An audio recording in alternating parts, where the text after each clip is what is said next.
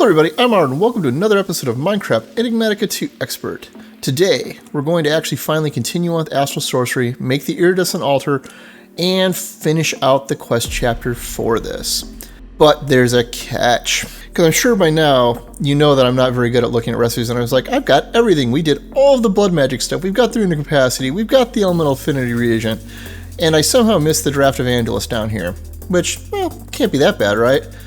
Well, yes and no. It requires the neurotoxin and the antiseptic, which requires the alchemy table, but none of this is hard. The catch here, however, is the weak blood shard, which we haven't done yet.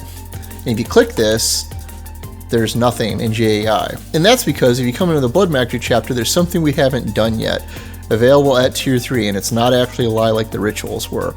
It's the bound blade, which, as it says, kill hostile mobs with it for a chance to get a weak blood shard, because it inflicts weakness, and when you kill a mob with weakness on it, it has a chance of dropping this. I've already made the binding reagent, which was really simple in the scheme of things other than the fact that it required a large amount of will. So all that's left is to combine that with a diamond sword to create the bound blade. So let's go do that. Oh, that's big.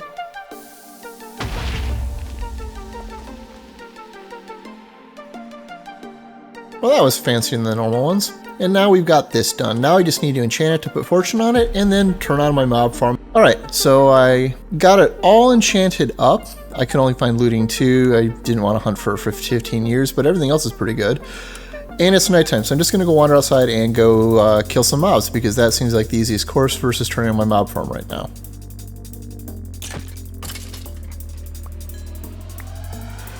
Alright, and got it on the very second kill, so that was easy enough. Alright, so now that we have that, we need to make the alchemy table, which is actually pretty simple at this point. The main thing is we just had to have an orb, which we long since made.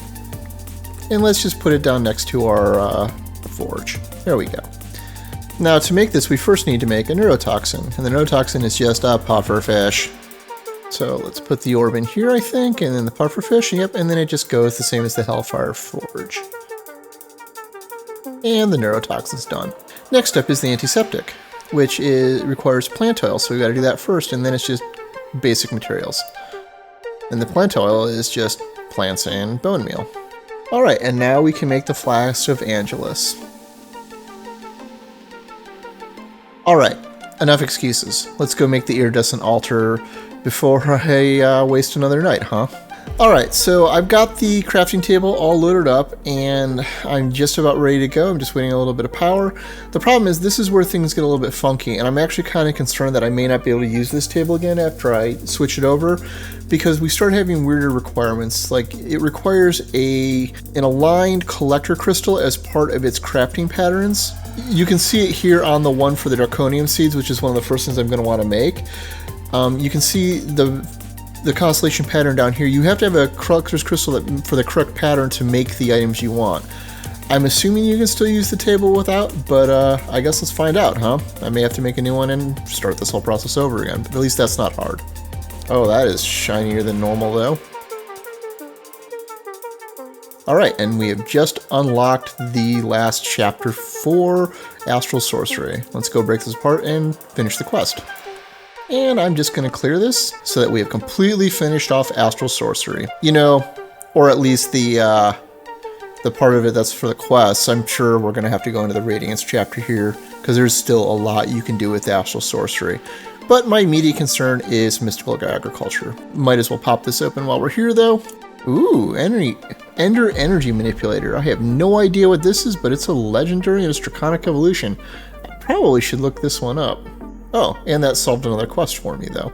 A quick Google search says it's for getting dragon eggs from an alive ender dragon so that you can get multiples without killing it.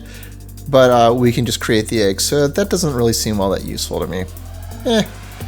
But it sounds neat and it was legendary, so after all my complaining the last couple, I'm not going to complain about it this time, huh? Anyways, as you can see in the Astral Sorcery tome, we have a new chapter, the Radiance chapter, which has a whole boatload of things. And actually, I probably should make one of these attuned wands. One of them straight up doubles the damage of your weapons. I think it's the Dissidia one. But that's a problem for another day. What we actually need to do is go add on to our altar for this so that's actually usable. and then start attuning some collector crystals, because we also need the correct constellation in the sky to make the things we want. Okay, so I set up the new structure, and you can see there's a collector crystal sitting above it now. That was just part of the completion of the altar around it. I didn't have to do anything there. Turns out you need attuned crystals, not an attuned collector's crystal, to do the crafts that require it. So that's good. Bad news is the constellation I need, Mineralis, is not up tonight.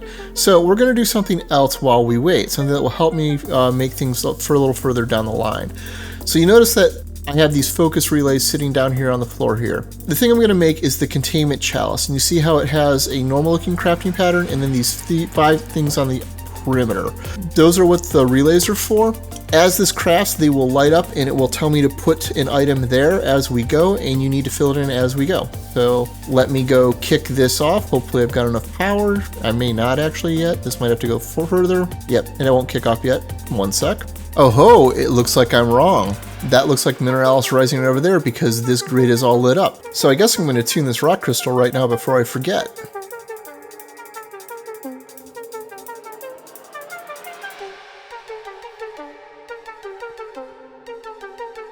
Honestly, I probably should do the rest of these, but that's a concern for another day.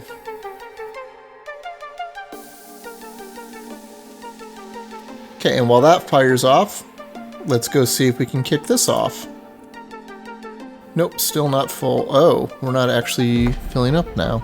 I don't appear to be getting enough power to the iridescent altar. That's actually a problem. I need to figure that out. Uh-oh. Okay, so the answer was linking some collector crystals. I don't know if I have enough power, but I guess let's find out.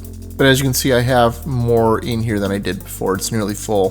One more fairly weak collector crystal should finish this out. I probably should just go tune another one right now while it's still night, but let's test this out first. Okay, and it's lit up and it's showing it there. And it looks like it kicked off this time. Now we need to watch for it to tell us to put aquamarines in. Yep, like that. We just add them as they go.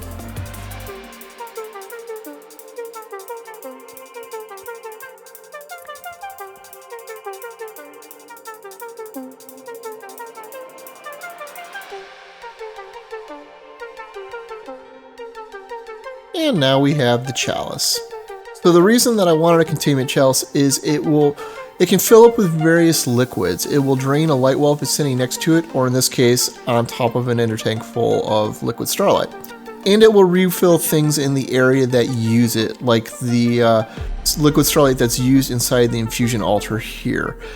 There's clearly one spot empty right there, but it was empty before this started. I do need to do some testing to make sure that it works when it's 1 up off the ground, but it supposedly works if it's anywhere within inside this structure.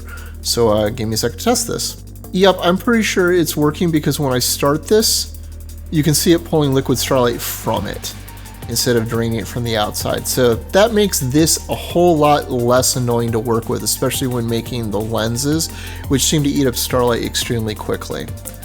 So, hooray for that. Alright, so I've used the last couple nights in game to make a couple more collector crystals, and I'm using them to grow celestial crystals right now.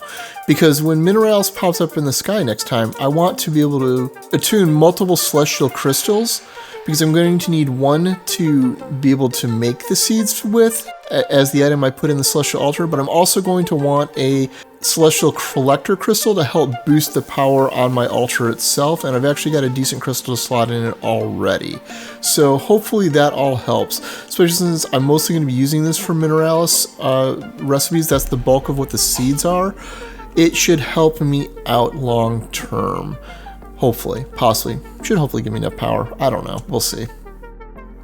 But now the waiting game continues. Alright, I had to wait what felt like an eternity, but it's finally rising. You can barely see behind the mountains there, but this is all lit up. So let's attune some crystals real fast. Alright, so I have the collector crystal made back over there. It's linked up to the iridescent table. The iridescent table is now completely full of starlight. Let's go try to make some seeds. I'm going to try to make uranium, draconium, and platinum. Alright, and it looks like this is all lit up and good to go. Excellent. Looks like we can indeed make the seeds. Alright, now we have all of the seeds. And we can be done with Astral Sorcery for a little bit. We will need to come up here to make some of the tier 6 seeds, but we should be able to handle that. Because the main thing holding us back on the tier 6 seeds right now are needing the tier 5 essences, which we'll get pretty quick making them. It also requires a bunch of Insanium essence, but we can upconvert what we have, and, you know, blocks of things we may or may not have. In this case, nether stars we do, but like neutronium we definitely do not. So we'll have to work on that, as well as awaken draconium, which is one of the big ones we're going to want to do quick first. But this should all be pretty easy to do now at this point. So for now, what I need to do is I need to add these seeds to my mystical agriculture farm. And as you can see, I upgraded it a bit. I added a second layer that's currently just producing end essence to create uranium with, which we can just replace with the uranium seeds now. So that'll make that easier. I also am using phantom faces and phantom energy faces to give power to these, so they don't have to run cabling under them, and I can leave the growth blocks in place just to clean it up a little bit. So that made things a bit easier. Anyhow, if you found this interesting or entertaining, please consider leaving a like or subscribe. As always, I'm Ard. Thank you for watching, and have a nice day.